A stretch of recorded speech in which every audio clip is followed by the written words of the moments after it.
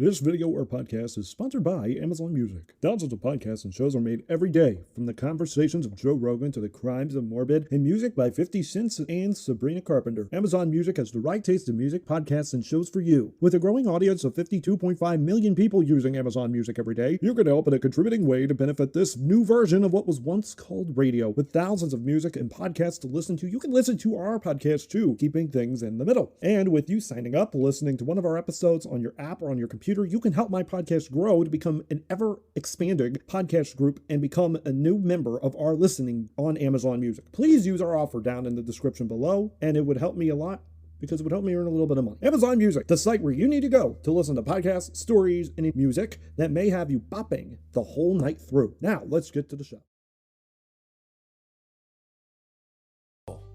There are a lot of rumors out there. What's true? Fact. What's not? Fiction. You can't believe everything, but believe this. 6 News sorts it out. Get the truth. Fact or fiction. On your side. Only on 6 News.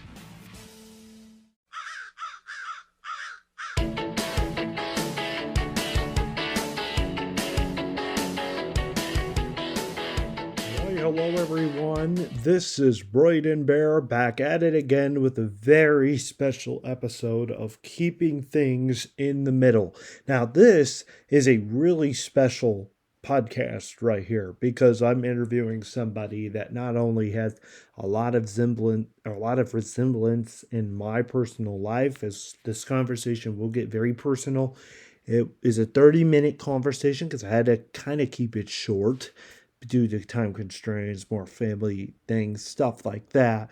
But I was able to sit down with a guy by the name of Seth Jones, who is originally a resident of Bloomington, Indiana, and he originally was from Springfield, moved to Bloomington, was an athlete in Bloomington in the high school realms, went into his life in college and even in high school being a rebellious kid, and being one that lived a very troubled and disturbed life for many, many years.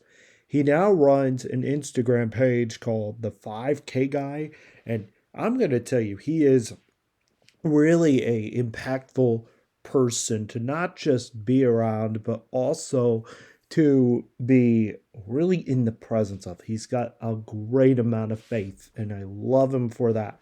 Him and I knew each other back in middle school. Of course, I didn't remember him. He remembered me, as you will hear that in the first part of this podcast.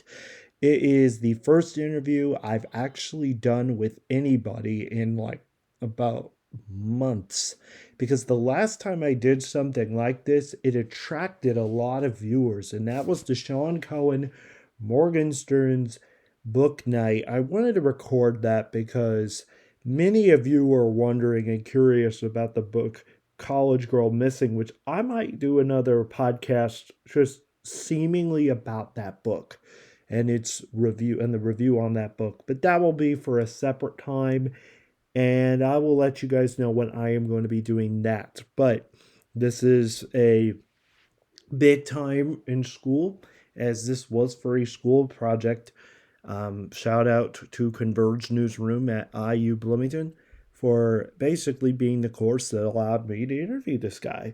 And I had known him for years. I just hadn't been around him in years. It's more like that distant high school relationship that you basically didn't really think about for a long time until you actually saw him again, and or your girlfriend or boyfriend again, and you feel very connected to them again.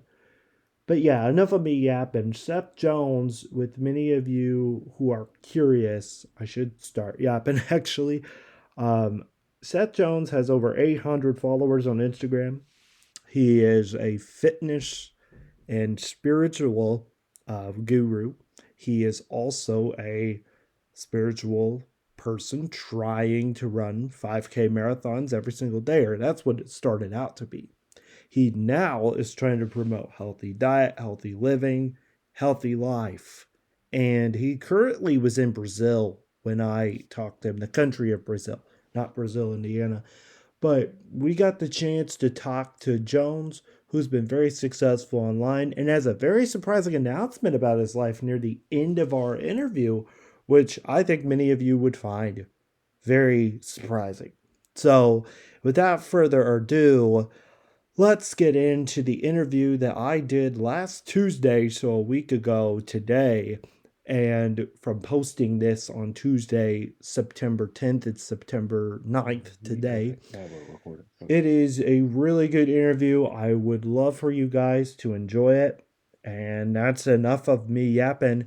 And we'll have our sponsor at the end of this podcast Hello. and Hey, maybe how's it going? talk a Can you see me little all more right? reflection Yeah, I about can see what you all we right. just heard How's it going, and Braden? how I got Yeah, I'm very doing all right. spiritual in You this remember who conversation. you remember me from So, high school or thank you or all middle so much school? for growing this podcast channel. And think more just for a middle few school, moments, not here so much is high my school. interview with Yeah, I Seth remember Jones, also known seeing you as the around a couple 5K times. Guy, I which you don't, can find but yeah, it's good to see you again, his man.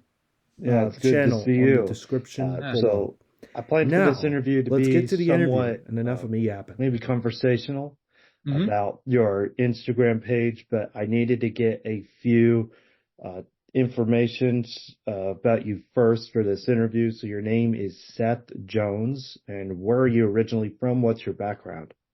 So my name's Seth Jones. I am from Bloom. Well, actually, I'm technically from Springfield, Missouri. I was born there.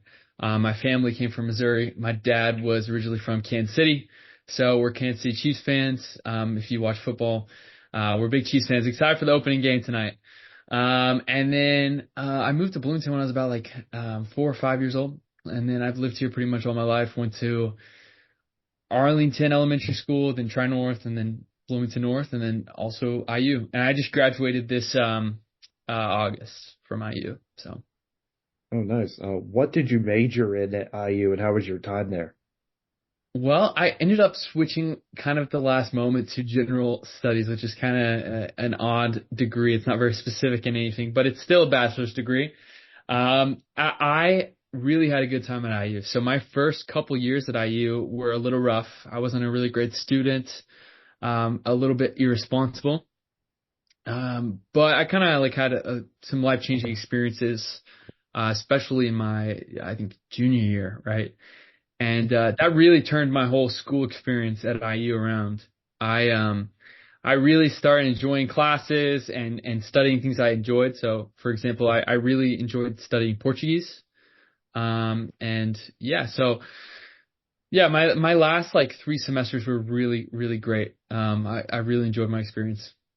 What interests you the most about Portuguese and actually traveling the world, as I've seen on your channel?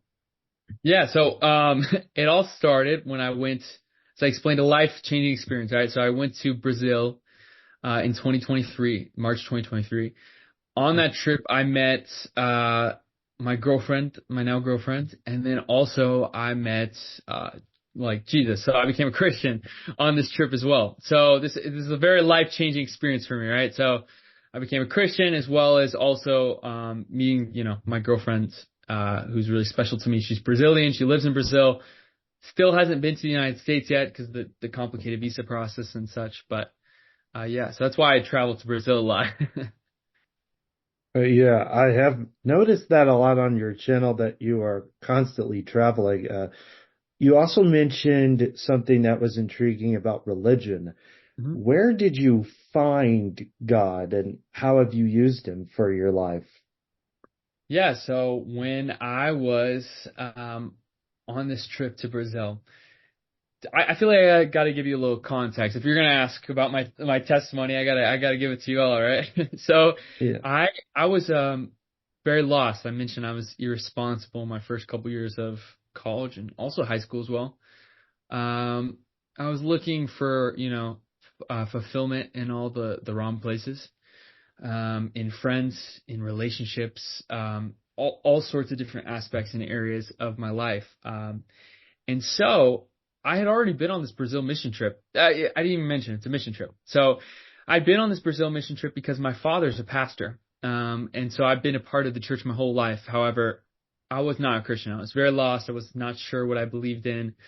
And then leading into the mission trip of March 2023, and forgive me, my brain's a little scattered. It's been it's been a long day. I'll explain about that later. But anyways, I went on this mission trip kind of with the intentions of just traveling to Brazil, not for the intentions of actually serving God or I was going to help. I was going to help on this mission trip, and I thought I was, being a good person. And are you following me with that? Yeah, I am. And so from there, I went on this trip, and God touched my heart. God touched my heart in a lot of ways. How I saw the people in Brazil and how they care for others, how loving they are. And we went to some communities and saw a lot of people who have not a lot in this world, And I think a lot of times Americans are very spoiled. We have everything. Even the Americans that are like poor are considered rich in Brazil. So I just saw the world through a whole nother perspective. Even though I'd already been to Brazil before, it's just like God was not ready for me to see him until this moment, because it built up my testimony, and I had a lot of struggle, and because of that I can relate to people in a lot of ways. And then I came back to, I'm sorry if I'm rambling. I'm a big talker. So Oh, no worries. I came back to the United States and, was starting a relationship, and, religion was new to me. I didn't know what to do. I got involved in campus ministry at IU. I met a lot of people, learned a lot of, practical skills as a Christian, which, how to read my Bible, how to study, how to pray. And, those things collected, and now it's become part of my life. I want Jesus and God to be center on my life.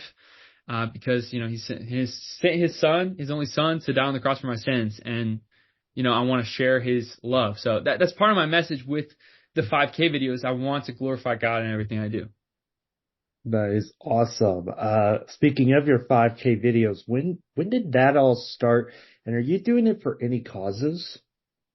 Yeah. So one, glorify God, like I mentioned. But another thing, I started the 5K challenge in May. And so actually, I don't know how closely you've been watching the videos, if you've seen like what day I'm on. So I think the most recent video I posted today was day 84, right? But in reality, I'm actually about a week behind on videos. And so I actually completed 96, right? And so on top of that, I also did 31 days in May, and I started this without doing any videos. I saw how this challenge changed my life. And I also shared it with a friend and saw how it was changing his life.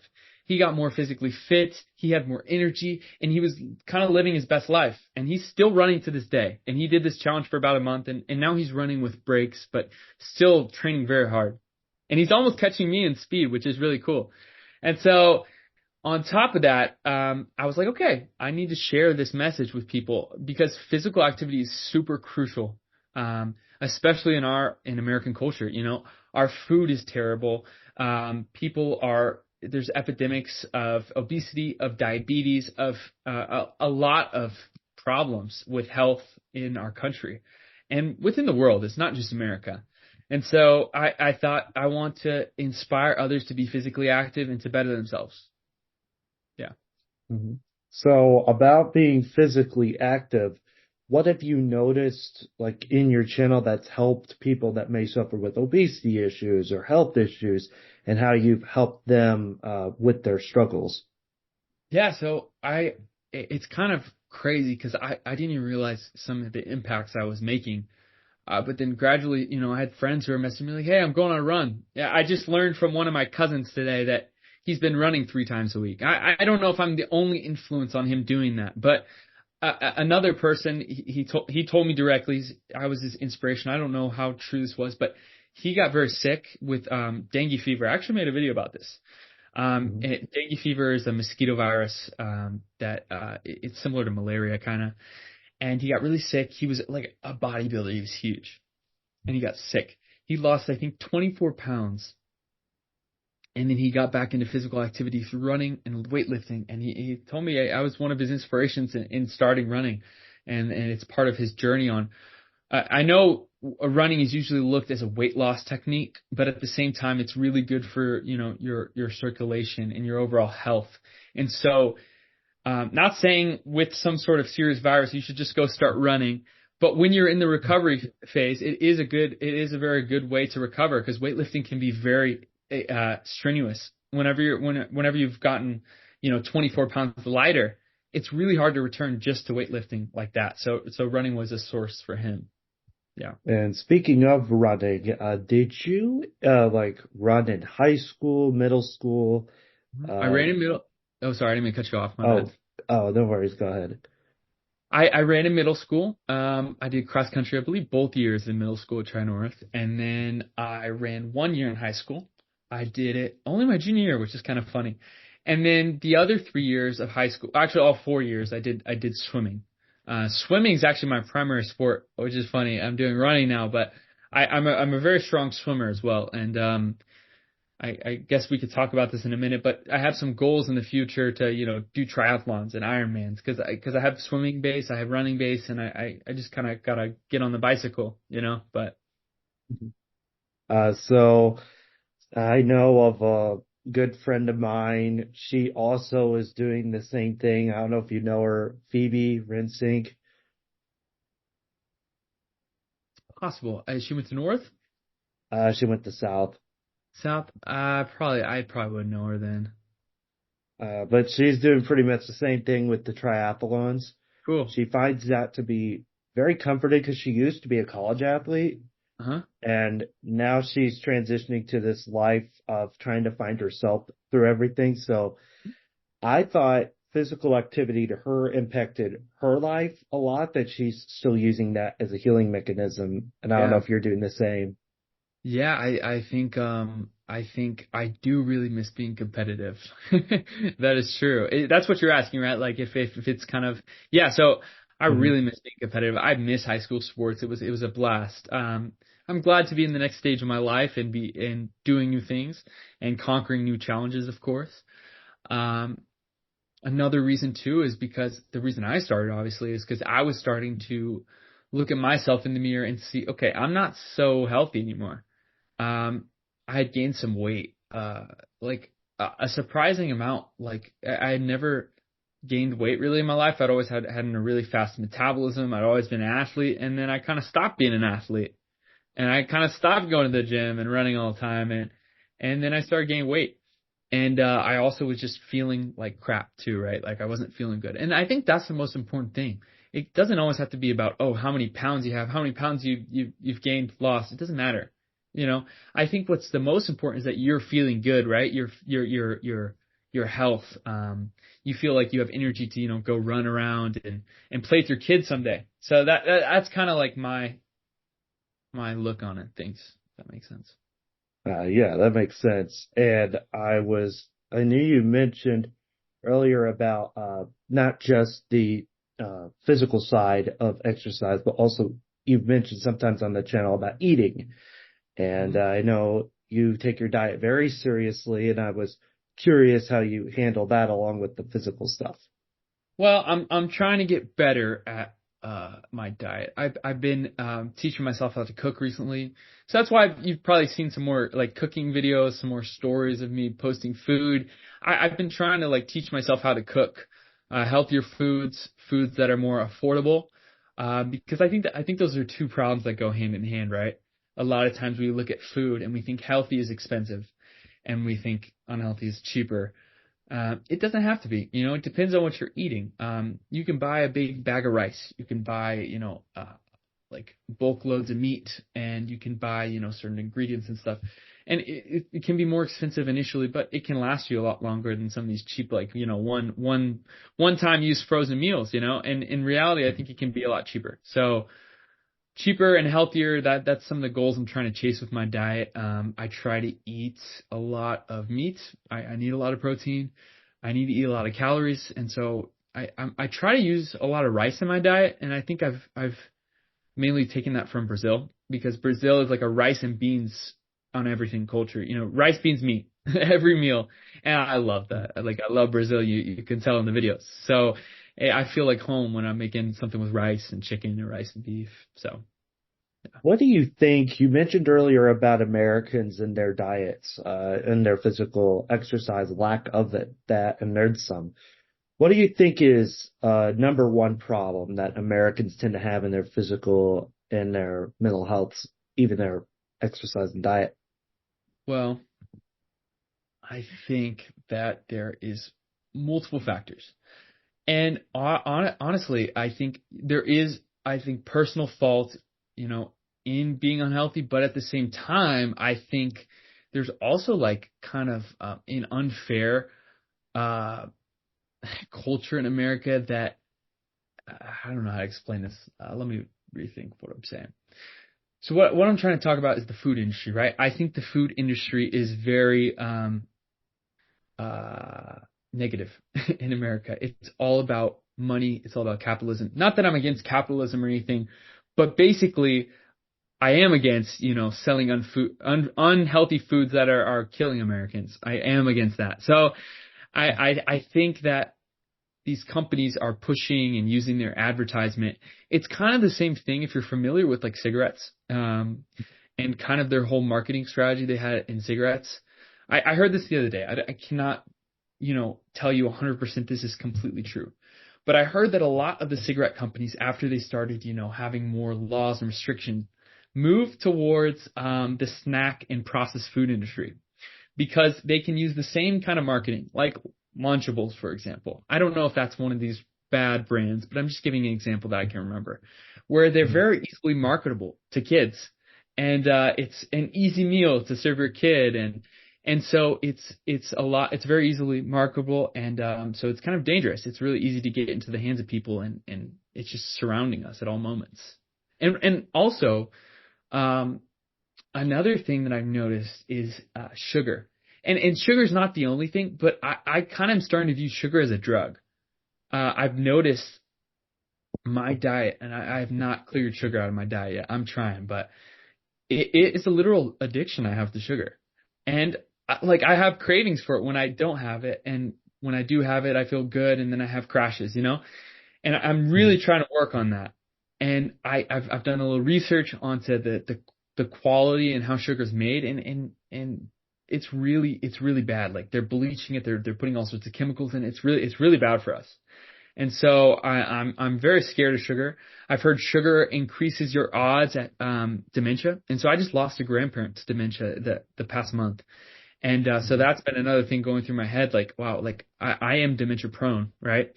And sugar is causing higher rates of dementia and obesity and all these other problems. So, yeah. My grandmother had dementia for 5 years. Yeah, it's really hard. It was a very hard disease. Had to take care of her a lot. I don't know about you, but Me being too, a actually. being a caregiver was a very hard life for us. Did you live with her and caretake for her? Yes, I did. That's what I did for my grandfather actually towards the end of his life. I stayed with him in his assisted living facility. I'd stay 4 to 5 nights a week. Whilst working jobs, whilst starting this challenge, it was very, very hard. But I also really view the time as a blessing, that I got to spend these moments with them. So that was good. That's fantastic because being a caretaker is a very, very hard job for even someone as young as us, because we're just trying to grow up and live life while also trying to take care of that life too. Yeah. And so, what do you notice about Brazil that's different than America in ways in terms of like exercise? That's a great question. So, it's not all of Brazil because Brazil has their own set of health problems, as I've been noticing. There's a lot of salt consumption in Brazil, but I would argue that salt is better than, processed foods, and there's a lot less processed foods. There still is some. I think that the rates of obesity, they are there, but they're a lot less. I think people are generally more active. There's a lot less a lot less people have cars, right? Like we take cars for granted, right?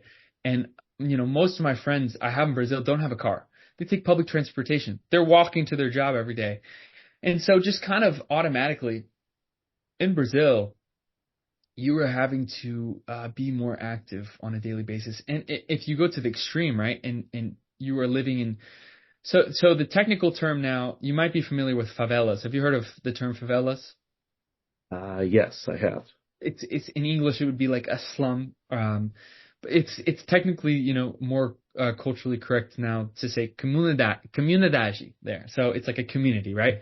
Because it can be kind of offensive to say favela. But basically in those areas, like a lot of times they're on mountains, right? And so people are walking up and down mountains all day, and so like in result, like a lot of people are like healthier in general, and yeah, that can be viewed in a lot of cultures around the world that I've not studied a ton, but I've seen some documentaries on people around the world who have more walking and running inside of their daily routine, and they live longer and healthier lives.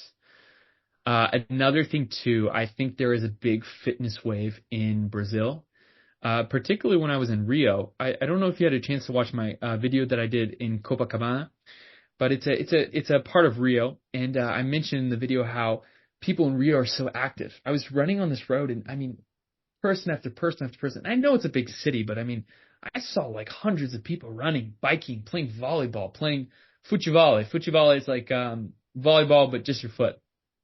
And yeah, so people were just generally more active there, and I found it very intriguing. That's very cool. I do know that Americans also have problems exercising in low income areas.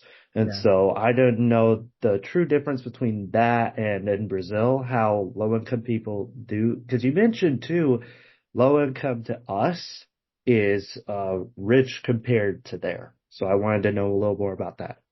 Well, I heard a statistic at some point that even like the what is it? The bottom 10% or something of America is still still considered rich in the terms of the world. Like, and that's not just Brazil, but that's like India and China and other countries in the continent of Africa. When you look at all of these countries collectively, Latin America, um, I mean, the U.S. is blessed with a very good economy, and a lot of these countries just don't have the same economy. Brazil is actually technically I guess it's on the decline economy again, but it is better than some other countries like Argentina. Argentina right now has a very bad economy, very bad economy. It's supposedly on the rise as well, but I don't know. Just putting in perspective, that's definitely not 100% true probably for every low income family in America. There's plenty of people who are low income in America who are struggling the same way that people are in other countries. I don't want to accidentally uh, devalue that, or you know what I'm saying? Yeah. Because it's a struggle here too, for sure. I mean, my family was pretty low income when I was younger. Now my family's doing a lot better. But I mean, yeah, I was on the free lunch programs, and I had a whole scholarship at IU, just financially based. I mean, my dad was a pastor, and when you're a pastor, I mean, like for a long time, you don't make any money. I mean, but it's very um I'm so sorry. I slept two No hours last worries. night, bro. I can't think of my vocabulary that I but it's very honorable, to be a pastor, but it can be a very hard job. You gotta give up a lot. So So explain to me a little bit about what your dad has to go through as a pastor and where does he serve? I was curious. yeah, he's at a Redeemer Community Church. I have a question. Are you a Christian by chance? Because you're asking questions about Christianity. I was just curious. Yes, I Really am a Catholic. Yeah. cool. Where do you go?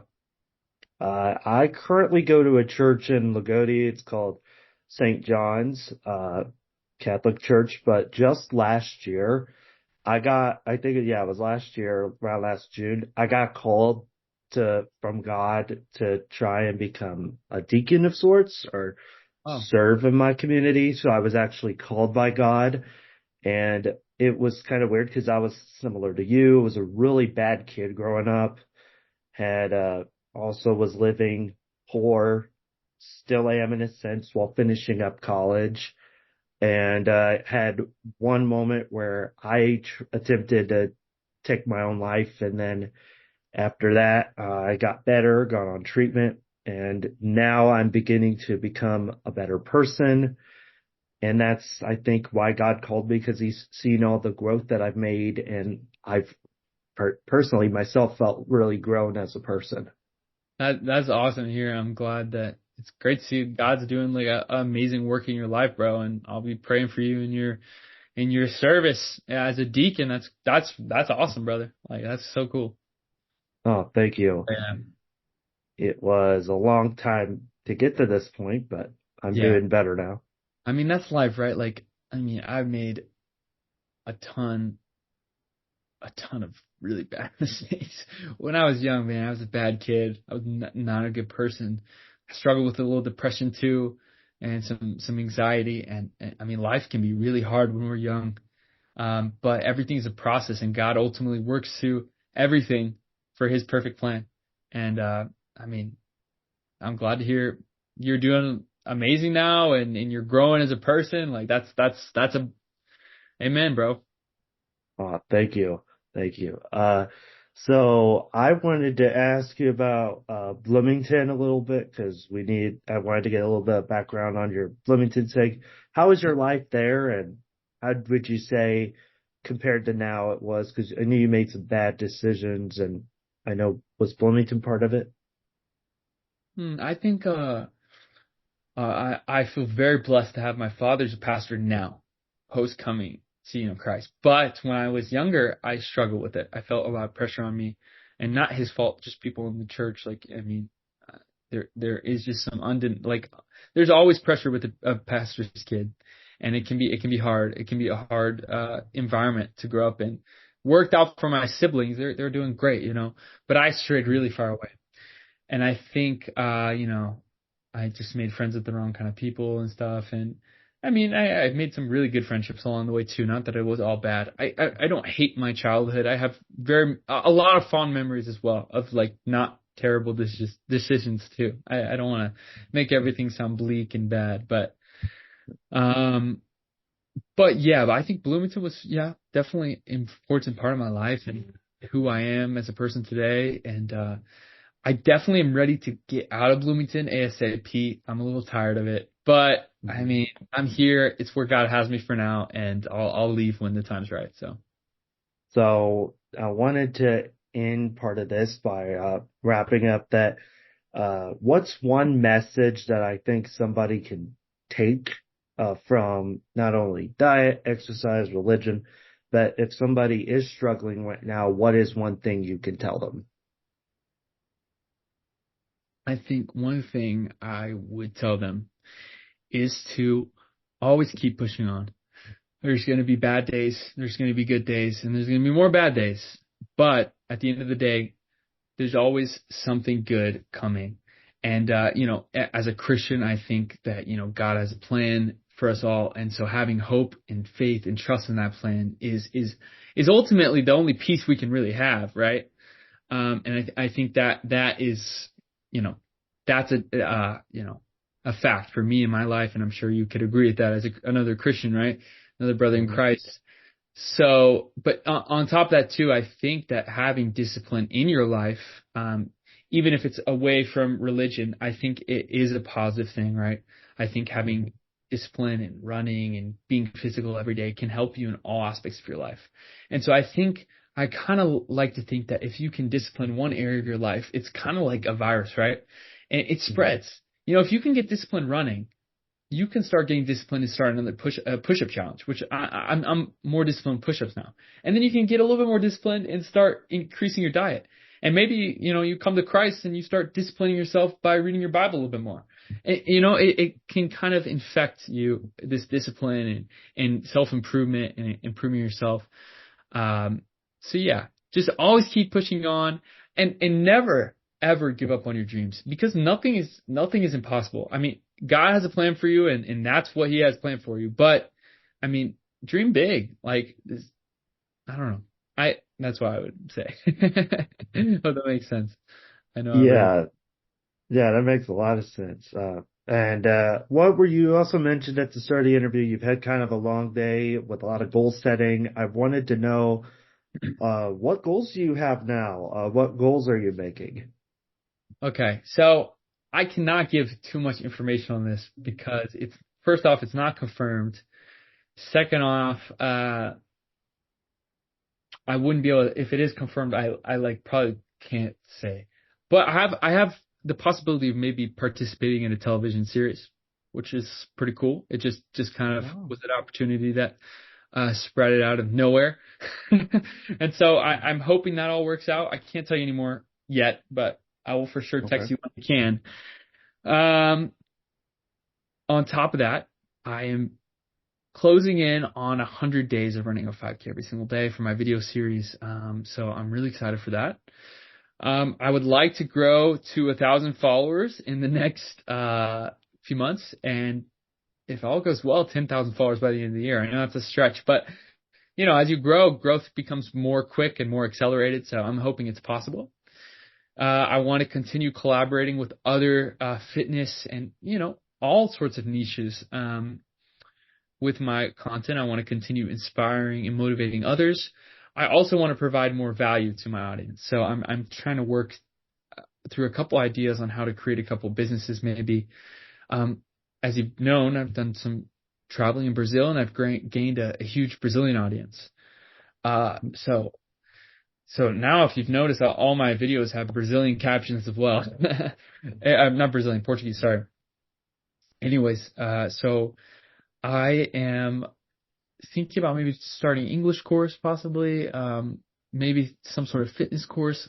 I got a lot of ideas, and I like to think of myself as a creative person, so I'm sure I'll figure it out. But yeah, and to answer your question about the long day, yeah, I had a meeting for the television thing. It went well. And then I had another meeting with a friend talking about business, and now we have this interview. And last night I was so excited about the television thing, I slept 2 hours. So that's why it's been a long day. Oh, no worries. I'm excited for you, by the way. I hope everything goes well in your life and including the show too. Yeah. And I'm serious about that. Whenever I have confirmation to tell you, I will hit you up. It could be in a year or something, but I will remember. Or you'll Sounds good. see it before. I don't know. It'll probably be public eventually. So yeah. Hmm. Okay. Well, I think that does it for the interview. I'm Yeah. sorry to make this short. I had a bunch of questions, but No, you're perfectly fine. And if you want to ever ask any more questions, feel free. I'm always a phone call away. Yeah, I'm very excited to be doing this, and it's fun, and thank you for the opportunity. no, thank you for sharing your story and inspiring so many people. Yeah, thank you. That Yeah, means a lot. thanks. Yeah. Mhm. Brandon, it was really good to see you again, man. Like I said, let me know if you need anything else, and yeah. Sounds great. Thank you All right, very man. much. All right, have a good one. Yeah, you too. See ya. See ya.